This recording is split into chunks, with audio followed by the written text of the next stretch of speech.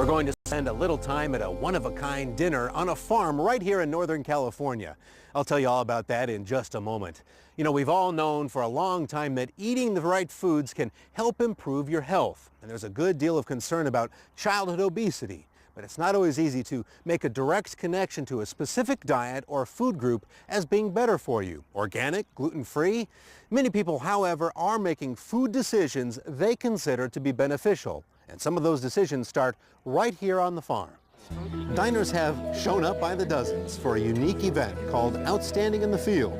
Calling itself a restaurant without walls, the event sets up tables in farm fields and barns, serving up gourmet meals with local ingredients prepared by celebrated regional chefs. The aim is to reconnect diners to the land and the origins of their food by honoring local farmers and food artisans. You know, agriculture has the word culture in it, and that's something that's, culture is powerful, and if people can access that and understand it and meet the people that are doing that work, it's substantial, it's inspiring, and then it tastes good. So it's good. You can't beat that. To get out and actually cook outside and meet people and talk and just be out. You know, we're surrounded by fig orchards and stone fruit, and the squash we're using today was grown here, and it's cool. It's like, where'd you get that? Over there. You know, isn't that fun? It's really cool to do that. And the meat provider, his ranch is going to be here today. My fish provider, the ranch is going to be here today. It's, you know, there's a big connection. I can point to everyone that provided the food today, and that's fun. From May through November, Outstanding in the Field will host more than 80 such dinners in the U.S. and overseas. After a tour of the host farm, diners, culinary artisans, farmers, and growers sit down to dinner, sharing the bounty on the long table. The dinner tonight is being hosted here at the Capay Organic Farm in Northern California. Organic farming has seen a double-digit growth in the past 10 years, and the number of organic farming operations in the U.S. has more than doubled since the early 1990s. For the farmers here, the mission is not only growing organic produce, it's getting those crops to consumers. It's a celebration of the tomato here at Capay Organic Farm in Northern California, complete with tomato tasting. Yeah, I didn't even realize there were going to be this many varieties, so I was kind of blown away. Some were just incredibly sweet, and others were more tart or acidic, and just full of flavor. There's just a lot of nuances in the flavors, and I've never noticed that before, and it's a really great experience to be able to do that, spend the day out here and get to taste the complexities. The farm's Tomato Festival is an annual event at the Capay Farm. It draws more than 1,000 folks who show up for tomatoes, tasting, and tunes. The Capay Farm folks have good reason to tomatoes. Like the vines they grow on, the tomatoes are deeply intertwined with this farm family's success. How long will these produce fruit? So the harvest windows are like 8 weeks, so they'll be kind of, the first week is not very much, and then it slowly ramps up. Thaddeus Barsotti is the chief farmer here. His parents, Kathleen Barsotti and Martin Barnes, started this farm in 1976. They created a community-supported agriculture program in 1992 to sell produce. When the couple divorced, Kathy took ownership. The rumor is that my dad saw some thrown away heirloom tomatoes in the dumpster of a food service provider, and he said, wow, those are cool looking tomatoes, and grabbed them and saved some seeds, and we planted, you know, a few rows of them. We grew 10 acres in '99, and my mom said, you know, Thad, I think I could sell 20 acres of these tomatoes, but I just don't have the energy to do them, to plant them and harvest them and take care of them all. And I was at college, and I said, you know, Mom, plant the 20 acres, I'll come back and help you that summer. That was actually the summer that our mom passed away. She was sick, she had breast cancer, so I took the farm over that summer with that 20 acres of tomatoes, and we've been growing the program ever since. And so now we manage just under 100 acres of heirloom tomatoes. Every week she would do a recipe and news about the farm.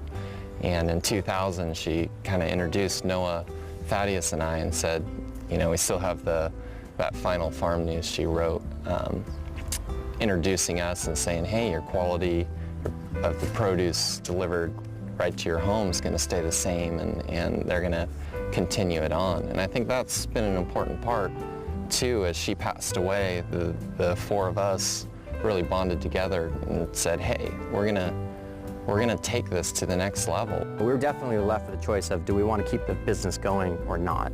And we unanimously decided, no, we're going to keep this going. Since taking over, Thaddeus, Noah, and Freeman have taken the farm to a size that they admit their mother could not have imagined. Besides selling produce wholesale to restaurants, today they operate the largest community-supported agriculture program, or CSA, in the country. Customers pay for deliveries of fresh produce directly to their home. They deliver in Northern and Southern California. We're delivering throughout California, most populated areas, and I think the key is to really support local and support organic. It's going to be seasonal, it's going to be as local as possible. The family works with other organic farmers across the state to make sure the CSA produce deliveries have various options. The brothers admit that becoming the largest CSA in the country with 500 employees and farm properties across the state was not in their parents' original plan. I really kind of wonder what she'd think. You know, she had some amazing ideas that we're still doing the same business model that she developed in 1992. We're growing the same crops. We have the same home delivery concept. We're just, you know, took her basic concept and just expanded the distribution and the size. And so really, I think if she looked at us today, she would see her fingerprints everywhere. They believe that despite their size, working together as a family and with other farms ensures that they're sticking to their parents' original mission. The family holds on to the belief that directly connecting with customers is key to their family's farming future. So our children are growing up on the farm, and we're wondering and how they're going to fit in. The reality is that we've taken a great thing our parents started, and we're delivering it to more people. The real challenge is when our kids get it, you know, what are they going to do? So we're thinking a lot about that and watching the kids and realizing that they need to have good work ethic and understand how it works, so when they get it, that it's going to stick around for them to give to their kids.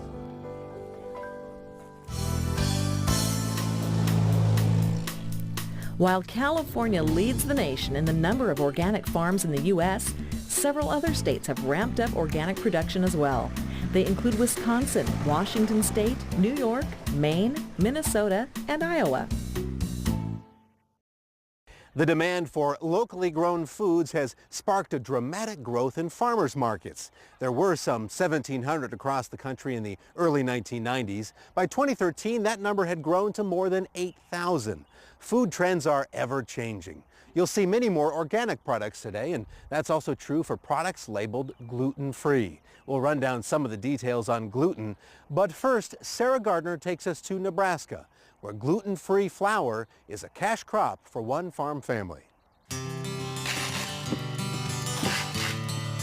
Getting a crop to market involves harvest time in the field for most farmers. That's true for Gerald Simonson and his son Brian. But for this crop, there's another step in the process. Well, how many different states do we have going out today? We got South Carolina, Wyoming, 8 to Montana, California. This year we're on track to ship about 95,000 bushels. These 25-pound buckets contain food-grade sorghum flour, a wheat flour substitute. Sorghum flour is used to make breads, cakes, and baked goods for those with celiac disease.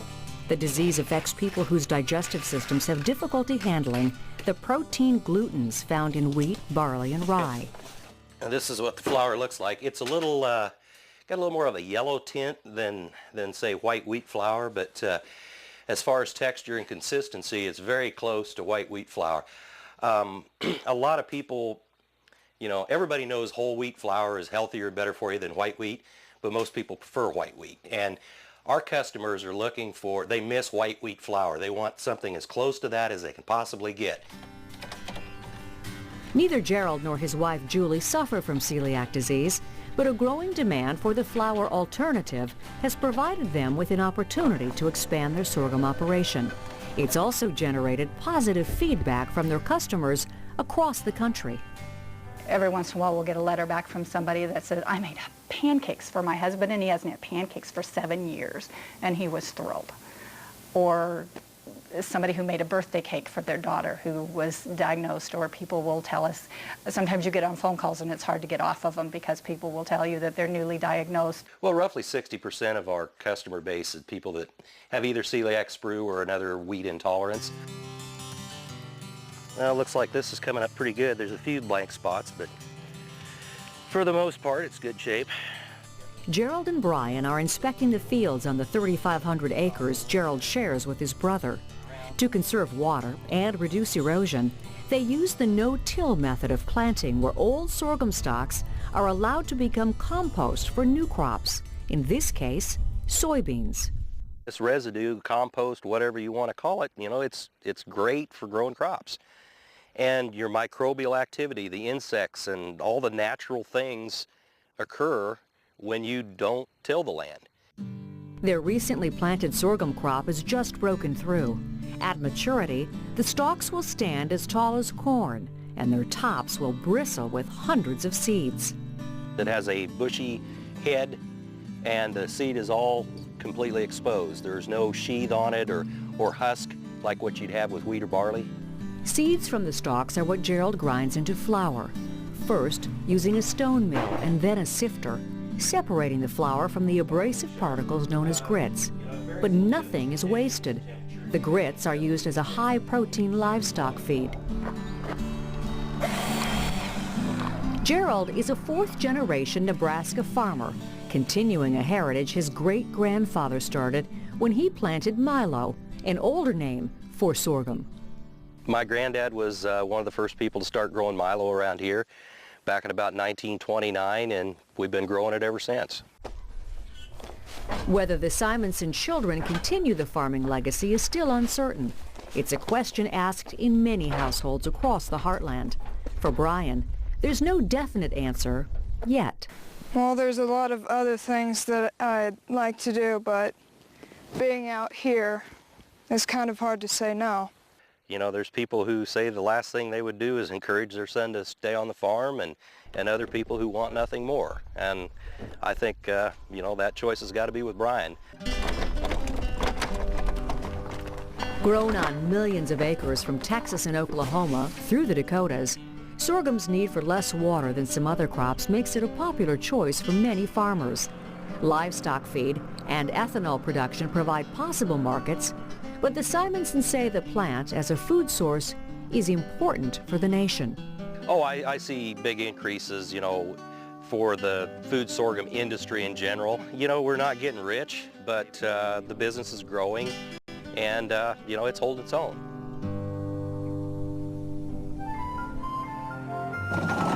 Sorghum comes originally from Africa and in many regions was grown primarily as a source of syrup for sugar. But production really flourished when it was discovered that sorghum could grow in arid regions and be used as animal feed. You'll see the gluten-free label on everything from meats to beverages these days. So let's give you a little bit more information on gluten and how it may impact you.